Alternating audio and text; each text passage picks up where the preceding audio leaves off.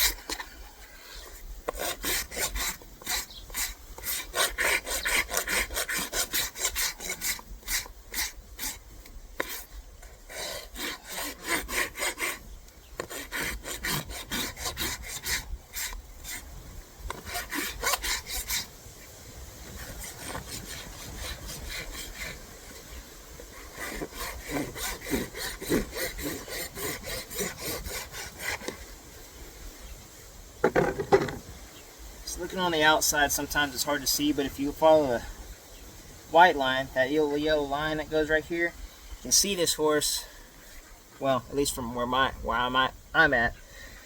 He's got a more of a straighter edge in this quarter than he does this quarter. He's real rounded, comes off straight, and he comes off rounded, then he kind of straightens out and curls back in right here in this heel. So we got to take that into account whenever we're going to put that shoe back on. But in this case, he's a reset. Already have the main shape already figured out. We're just going to make sure it's still a good fit and go from there. Clean up this frog just a little bit. It's kind of aggravating me. Okay. Yep. So only a minor adjustment I had to make to this shoe. I bent it a little bit when I was pulling it off. Which happens, no big deal. Straighten it back out. Make sure we're still good and flat with a good fit, which we are. Got a little bit extra hang right there. Kind of mount out that, a little bit extra on this back side and make sure we got a good, get it as close as we can to make sure we're having good direct pressure all the way around the shoe and offer the support where the horse needs the support within his foot is always the goal. So since he curls in a little bit and straight and curls in just a little bit much compared to this side, we offer a little bit more base with the shoe here. You gotta be a little careful with it because sometimes they can step it off. And since he straightens out pretty good here, I try to leave a little bit extra over here, not to where it's hanging out a whole lot, but just enough to where I'm able to get more pressure on the outside part of his foot to manipulate some, or try to balance out that foot the best we can to get some more base on that edge where he straightens out. It's just kind of how the horse is. That's just the way he grows. We just do what we can to make sure he's still going good. Been running and competing well, so I'm not too concerned about how he's been doing. So I think we've been doing all right. As long as you're still doing good, haven't had any complaints. Oop, pull that. Haven't had any complaints or anything like that from the owner. Owner said he's still running really well. Then I'm happy. So I'm happy the horse is sound. came back with a good, from the vet with another good report, so not that long ago.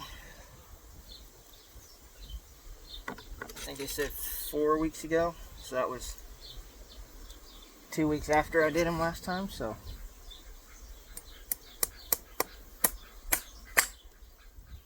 I'm pretty good.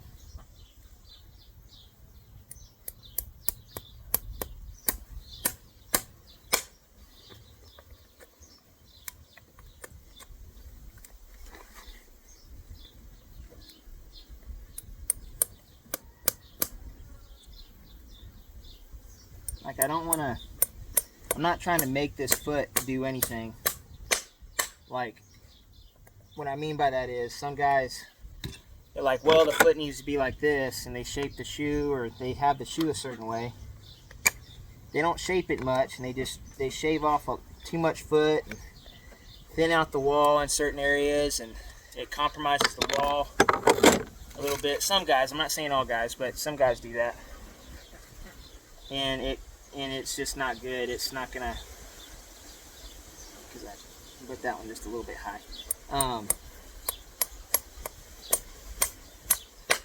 Best thing to do is to go at it. I think what I always like to do is a slow approach. Slowly make adjustments where it's needed, but as long as we still have good support through the foot, and as long as we're still keeping in mind the mechanical structures of the foot, then